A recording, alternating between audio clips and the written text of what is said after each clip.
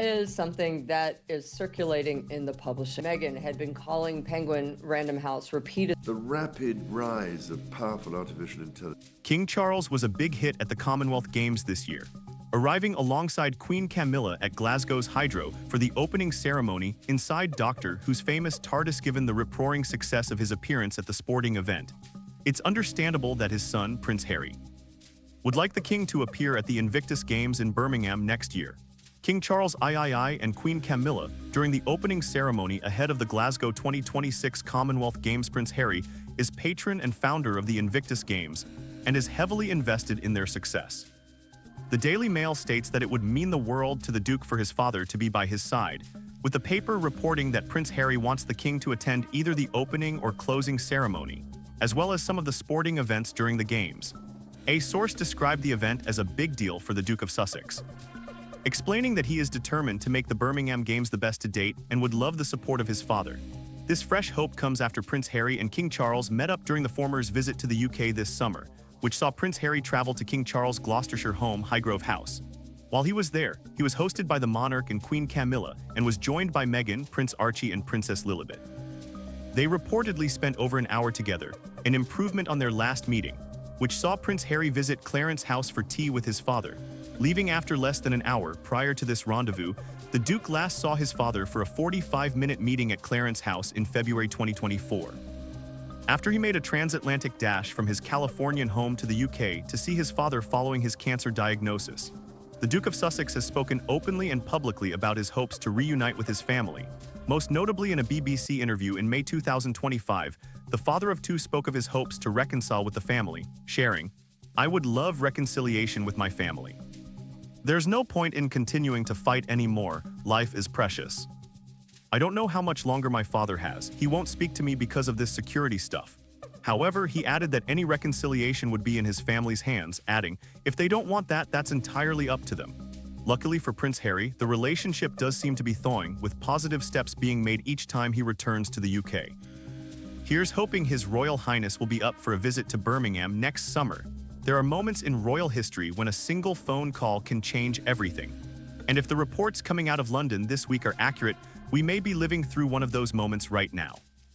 Prince Harry has reportedly made a direct appeal to King Charles ahead of what insiders are calling a big deal return to British soil. Not a quiet visit, not a low-key stopover, something significant. And the question everyone in royal circles is asking is, what exactly is Harry asking for, and is Charles in any position to say yes? Welcome back to Crowncast Daily. I've been following the royals for years, and I can tell you honestly, this story has layers that most outlets aren't unpacking properly. So let's do that together. To understand why this reported request matters so much, you have to go back to where things broke down. Harry's exit from royal life in 2020 was not a clean break. It was messy, emotional, and deeply political within the palace. The so-called Sandringham Summit, where senior royals gathered to negotiate terms, produced a set of arrangements that were widely described as temporary. Harry and Meghan would step back from frontline duties, lose their HRH working titles, and relocate to North America. In exchange, there were quiet understandings about ongoing relationships, about security, about the possibility of return. What followed, of course, was anything but quiet. The Opera interview in March 2021 sent shockwaves through Buckingham Palace. Harry's memoir, Spare, published in early 2023, went further than almost anyone had anticipated, including, by most accounts, some people close to Harry himself. The book named names, aired grievances that had festered for years, and left senior family members feeling deeply exposed. Palace insiders have confirmed that certain passages caused genuine distress at the highest levels. The relationship between Harry and his brother William, already under enormous strain, reached what sources describe as an all-time low. And then there is the matter of King Charles. When Charles ascended to the throne following the death of Queen Elizabeth in September 2022, there was cautious hope from some quarters that the change of reign might create an opening. A new chapter. Charles has always presented himself as someone willing to modernize the monarchy, to think creatively about its shape and future. But the public disclosures in Spare and the sustained criticism coming from Harry and Meghan's various media projects made reconciliation feel increasingly remote. Sources close to the king have suggested that while Charles has never stopped loving his younger son, the trust between them has been severely tested, which brings us to where we are now. Reports suggest that Harry has reached out ahead of a planned trip to the United Kingdom, and that this is not a routine visit. Palace correspondents with close access to royal sources are describing it as something considerably more substantial. The word being used consistently is significant. Whether that means a formal event, a private summit with senior family members, or something tied to royal duties is not yet entirely clear. But what is clear is that Harry apparently wants certain assurances before he sets foot on British soil. The central issue, and this has been the central issue for some time now, is security. Since losing his publicly funded protection detail after stepping back from royal duties, Harry has been engaged in a prolonged legal battle with the Home Office over the level of protection he and his family are entitled to when in the UK. He has been open about his belief that he cannot safely bring his children, Archie and Lilibet, to Britain without proper security guarantees.